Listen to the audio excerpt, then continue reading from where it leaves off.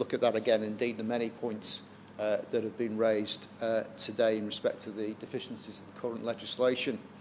Another lacuna, Mr Davis, in the existing law was exposed much more prominently by Dr Chris Day. On the 10th of January 2014, he made a protected disclosure about critically low staffing ratios during a night shift on an intensive care unit at the Queen Elizabeth Hospital in Woolwich.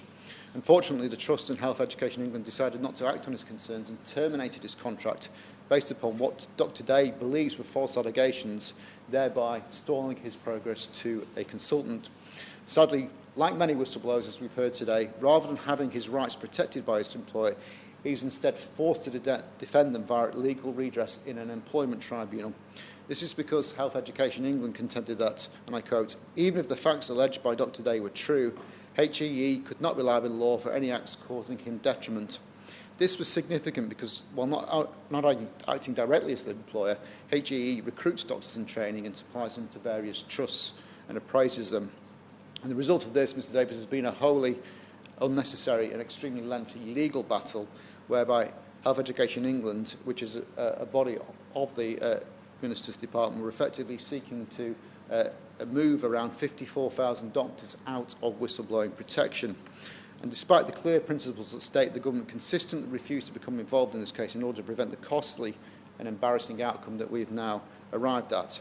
In September 2017, in a written parliamentary question, I asked what the costs to the NHS was of defending the legal action brought by Dr Day. I was told the total legal fees incurred by Health Education England stood at over £100,000, whilst Lewisham and Greenwich NHS Trust had incurred costs of £30,000. In May of this year, Health Education England were ordered to pay Dr Day's solicitors legal costs of £55,000 after they backed down and accepted that they should be considered an employer after all.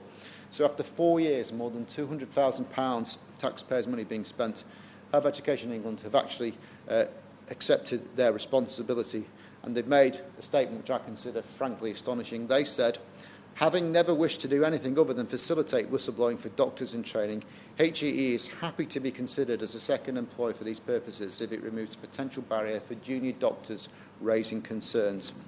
I would ask the Minister why this situation was allowed to go on for so long, where a case was refuted not on the basis of facts but on a technicality that flies in the face of everything that we've been trying to achieve today. I certainly will. In the case of Dr Day, the issue of poor staffing levels or rota gaps is actually quite a common incident for people blowing the whistle because they feel it's unsafe. In Scotland, they've just passed safe staffing law, and I wonder whether, as with Datix and other systems, we need to actually get staffing level reporting not seen as whistleblowing, but seen as something that should be done routinely, and therefore whistleblowing starts to become a smaller and smaller part of what staff might feel they had to do. I thank the honourable member for the intervention. I think that's a very important point, actually. We should be seeing this as those kind of issues with staffing levels as being actually not something that would be such a big deal, and actually, as is happening in Scotland, the safe levels being ingrained into not only law but actually the culture of the workplace.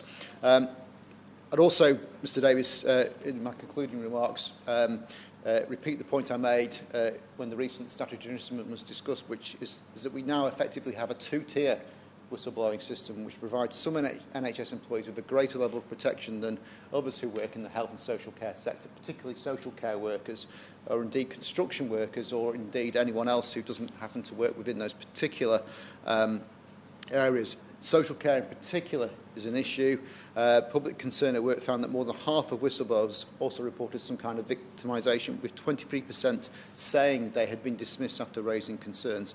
I would ask the Minister, who is of course also responsible for social care, to tell me whether she considers that to be a satisfactory state of affairs. So, Mr Davis, whistleblowers shouldn't just be protected, they should be celebrated for the role that they play in defending the safety of others.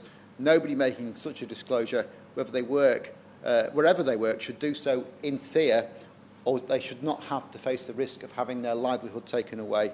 We owe it to them to make sure that these protections can be as effective as they can be. Thank you very much indeed.